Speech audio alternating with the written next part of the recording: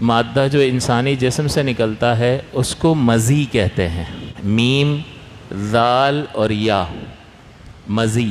یہ منی کے خارج ہونے سے پہلے ایک بہت سفید مادہ ہوتا ہے جو خروج منی سے پہلے نکلتا ہے، اس کو مزی کہا جاتا ہے۔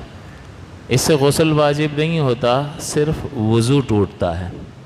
تیسرا مادہ جو انسانی جسم سے نکلتا ہے اس کو ودی کہتے ہیں، واو، دال اور یا، ودی۔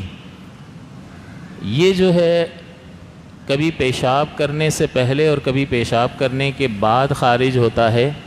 یہ گاڑھا لیس دار مادہ ہوتا ہے، کبھی پیشاب سے پہلے نکلے گا، کبھی پیشاب کرنے کے بعد خارج ہوتا ہے۔ یہ بھی وضو توڑتا ہے، غسل واجب نہیں کرتا۔ تو یہ تین چیزوں کی جب ہم نے تعریف اور پہچان کر لی تو اس کا مطلب یہ ہوا کہ اس میں دو چیزیں ایسی ہیں، مزی اور ودی، جو کہ صرف وضو توڑتی ہے، غسل کو واجب نہیں کرتی ہے۔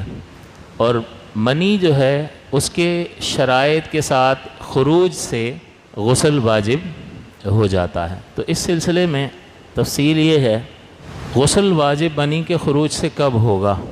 تو اس میں دو چیزیں ہیں کہ منی جو ہے وہ اپنے مقام سے شہوت کے ساتھ جدا ہو۔ تو پہلی شرط جو ہے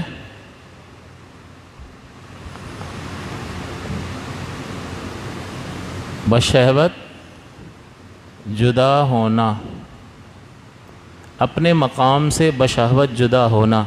منی اپنے مقام سے بشہوت جدا ہو، اور دوسری شرط ہے جسم سے نکل جائے۔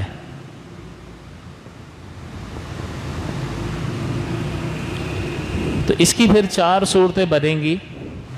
منی جو ہے وہ شہوت کے ساتھ اپنی جگہ سے جدا اور جسم سے نکلی اور غسل واجب۔ تو اگر اپنے مقام سے شہوت کے ساتھ جدا ہوئی اور جسم سے بھی نکل گئی تو غسل واجب۔ صحیح؟ اپنے مستقر سے، اپنے مقام سے تو شہوت کے ساتھ جدا ہوئی، لیکن جسم سے نکلی ہی نہیں، کسی بھی طریقے سے روک لیا اس کو اور خارج نہ ہونے دیا۔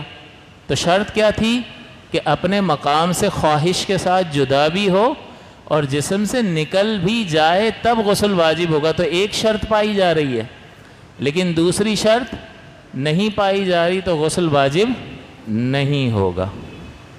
لیکن جو طریقہ اختیار کیا تھا اس سے ٹیمپریری طور پر روک لیا اور نکلنے نہ دیا، تو ہم کہیں گے بھئی جب تک نکلے گی نہیں تب تک غسل واجب نہیں ہوگا۔ لیکن بعد میں وہ سبب جاتا رہا روکنے کا اور نکلی تو پھر غسل واجب ہو جائے گا، کیونکہ یہ اسی کا اثر، اسی کا بقیہ ہے کہ جو شہوت سے جدا ہوئی تھی۔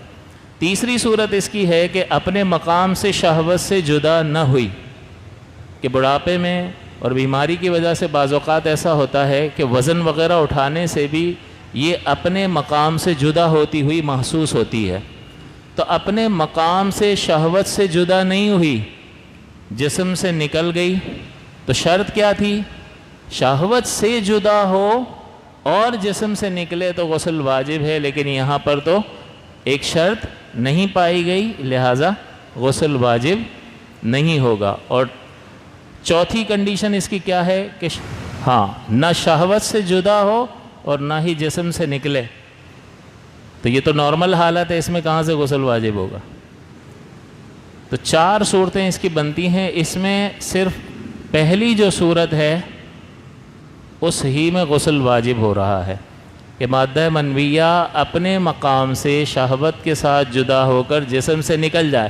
جسم سے باہر نکلنے میں شہوت کی قید نہیں ہے، لہٰذا میں نے عرض کیا نا کہ اگر اس نے کسی طریقے سے اس کے نکلنے کو روک دیا اور بعد میں یہ جسم سے نکلی تو اس وقت شہوت نہیں تھی، لیکن اپنے مقام سے جدا ہوتے وقت شہوت تھی، جسم سے نکل گئے، غسل واجب ہوگا۔ اس کے علاوہ جتنی بھی صورتیں ہیں اس میں غسل واجب نہیں ہوگا۔ تو آپ اگر ایک ہی یہ صورت یاد رکھ لیں کہ غسل واجب صرف منی کے خروج سے ہوتا ہے، اور یہ کب کہ جب اپنے مقام سے شہوت کے ساتھ جدا ہو۔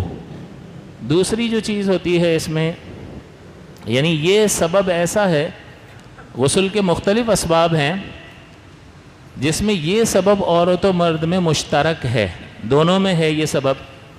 باقی عورتوں کے ساتھ خاص معاملات ہیں، حیض و نفاس کی وجہ سے بھی ان پر غسل واجب ہوتا ہے، وہ ایک الگ بحث ہے۔